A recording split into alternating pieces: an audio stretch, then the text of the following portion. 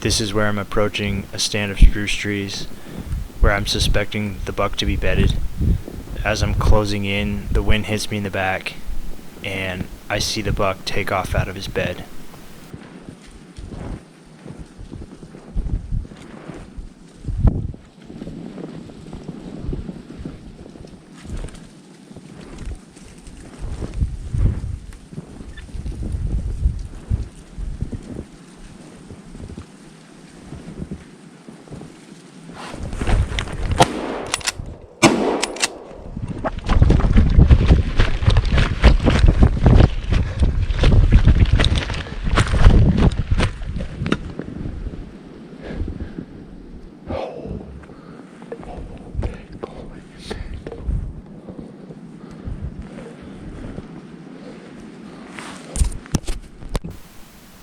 Being that it was early in the day, I waited about 30 minutes and then I continued tracking him. And within about a mile, I came to where he had been bedded, and he walked away from this bed, so I knew I was still close behind him.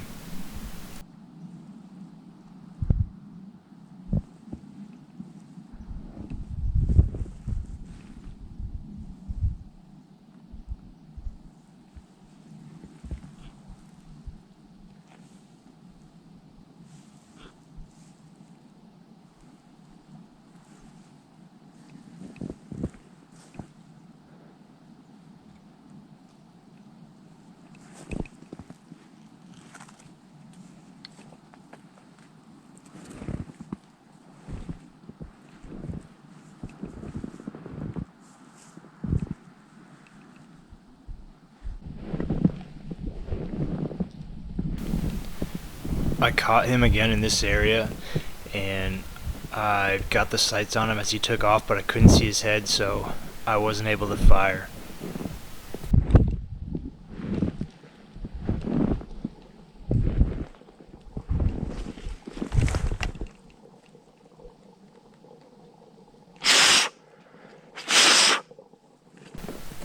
A lot of times when I jump a deer like this, I'll grunt and snort at them, and I really have nothing to lose at this point. The deer's been jumped, so if they hear that and it convinces him that I'm another deer, it might make him hesitate and give me another opportunity to get a shot at him.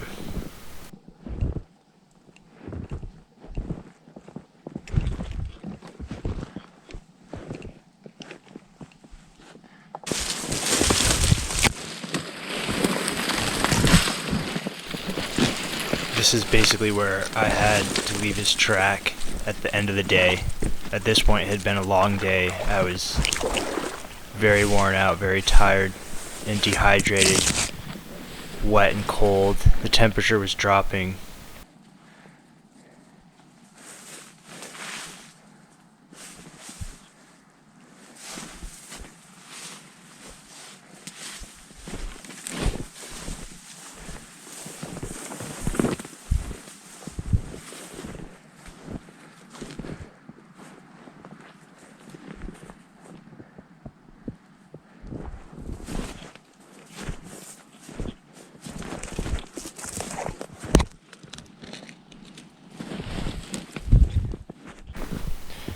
Here's a new day, and it was the start of muzzleloader season.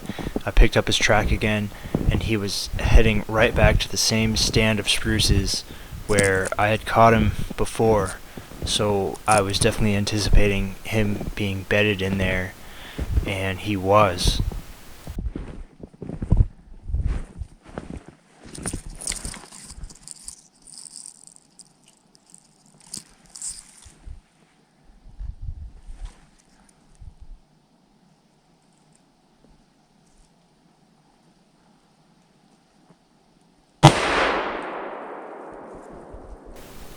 So I caught him right there, and he was bedded, and I couldn't see his head at first, so I had to dial in the scope to 9 power and kind of lean to the side to look at his head. And honestly, when I took the shot, I had buck fever, and I pulled and I shot over his back, but he didn't move. He didn't even look in my direction. He stayed bedded while I tried to quickly and as quietly as possible reload so I could get a second shot. He took off right before I was able to get reloaded.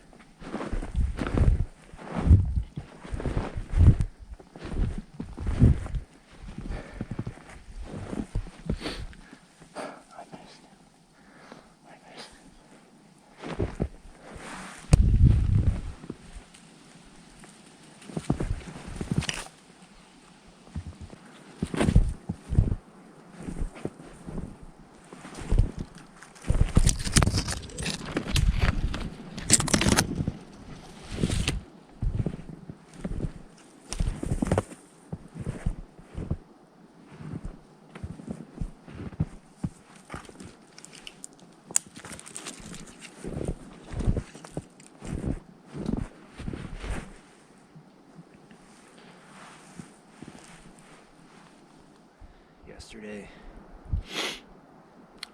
I caught that buck bedded down in the spruce trees. They had no idea I was there. And buck fever got to me, honestly. And I shot over him and missed. And he never moved. He just laid there looking around, not even in my direction. He didn't know what was going on, so I was trying to reload as quietly and quickly as I could. And he finally heard something. I was almost reloaded. He got up and took off. Chased him the rest of the day. Caught him a couple times, but I couldn't see him. And I don't know where he is now. It's a little snowed in. It's with the doe. I don't think he'll go far. And maybe I can get a look at him.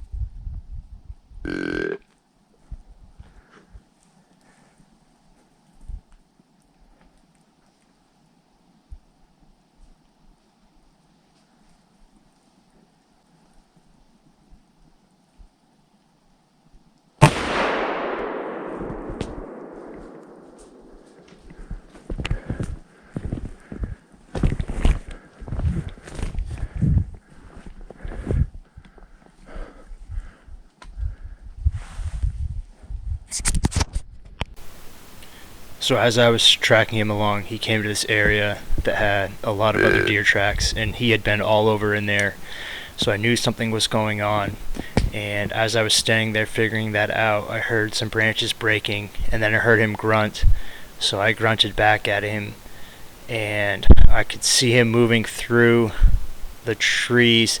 And when I saw him, I could only see his brow tines, and I couldn't see the rest of his rack. So I wanted to make sure it was the buck I'd been tracking and not a different, smaller one. And then when he turned and grunted at me, I saw the rest of his rack and I knew it was that deer. So I grunted back at him, and he came right towards me, about 10 yards away. I got buck fever again, and I shot a tree next to him.